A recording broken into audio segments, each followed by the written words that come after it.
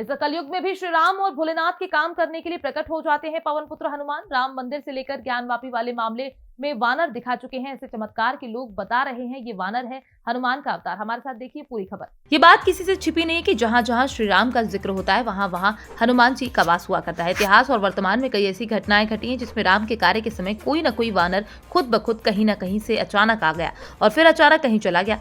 लोग इस वानर को अक्सर हनुमान जी का ही स्वरूप मानते हैं जो श्री राम के कार्यों में सम्मिलित होने के लिए आया करता है। आज हम आपको अपनी खबर में कुछ ऐसी घटनाओं के बारे में बताने जा रहे हैं जिन घटनाओं में राम काज में वानर खुद ब खुद सम्मिलित हुआ था।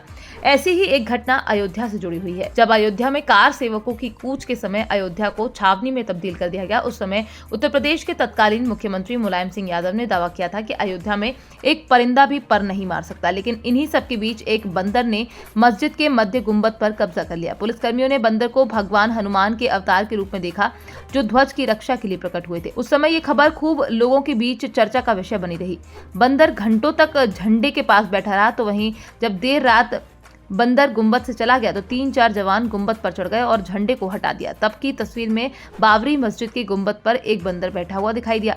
बताया जाता है ये तस्वीर 23 जुलाई 1992 की है जिसे तब प्रमोद पुष्करना ने खींचा था। इस तस्वीर को खींचने वाला फोटो जर्नलिस्ट बताते हैं कि मुझे इस बात का आश्चर्य हुआ कि जब सुरक्षा कर्मियों और बैरिकेड्स ने लोगों को विवादित स्थान तक पहुंचने से रोक दिया था तब एक बंदर गुंबद के शीर्ष तक पहुंच गया था। तो वहीं इसी तरह अयोध्या मंदिर मामले में एक बंदर का संदर्भ 1986 में राम मंदिर का ताला खुलवाने में भी रहा।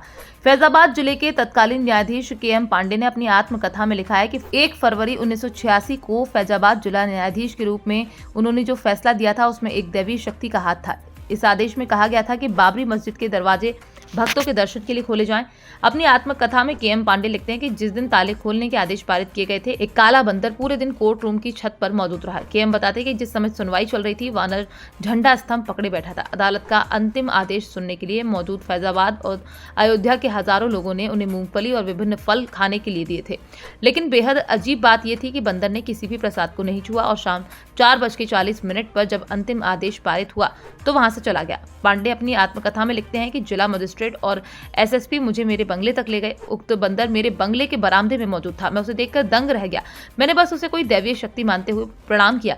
इसी तरह राम के काज के समय एक और बार वानर देखा गया जब सुप्रीम कोर्ट अहम फैसला दे रहा था। वरिष्ठ वकील और पूर्व अटॉर्नी जनरल के पारासरन जिन्होंने रामलला विराजमान के मामले में सफलतापूर्वक बहस की, उन्होंने भी राम जन्मभूमि मामले के संदर्भ में एक वीडियो में बंदरों के बारे में बात की। सुप्रीम कोर्ट की 5 न्यायाधीशों की पीठ ने 9 नवंबर 2019 को ऐतिहासिक फैसला सुनाया जिसमें राम मंदिर के निर्माण के लिए 2.77 एकड़ जमीन राम जन्मभूमि ट्रस्ट को सौंपने का आदेश पारित किया गया। जानकारी के अनुसार पारासरन ने कहा कि फैसला शनिवार को सुनाया गया और अगले सोमवार को दिल्ली में उनके आवास की छत पर 30 से 40 बंदर कहीं से अचानक आ गए। पारासरन बताते हैं कि मैं दूसरी मंजिल पर खुली छत पर था, लगभग 30 से या 40 बंदर आए होंगे। पारासरन कहते हैं कि इतने सारे बंदरों की कल्पना नहीं कर सकते और वो भी रात को 8:45 पर जब आम तौर पर बंदर अपने ठिकानों पर चले जाते हैं।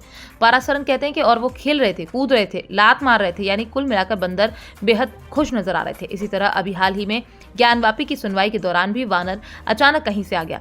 जानकारी के अनुसार वाराणसी की जिला अदालत में 4 जनवरी 2025 के दिन काशी ज्ञानवापी मामले की सुनवाई हो रही थी। तो वहीं इसी दिन वाराणसी जिला अदालत के कोर्ट रूम से लेकर अधिवक्ताओं की चौकी तक एक बंदर के उछल कूद मचाने की खबर भी खूब सुर्खियों में रही, सोशल मीडिया पर भी वायरल हुई। तो वहीं इन्हीं सब के बीच हिंदू पक्ष की तरफ से बड़ा दावा किया जा रहा है कि लंबे समय से ज्ञानवापी मामले की सुनवाई काफी धीरे हो रही थी, इसलिए ये भी संभावना जताई जा सकती है कि खुद महादेव ने हनुमान जी को ये संदेश देने के लिए भेजा हो कि ज्ञानवापी मामले की जल्द ही सुनवाई हो।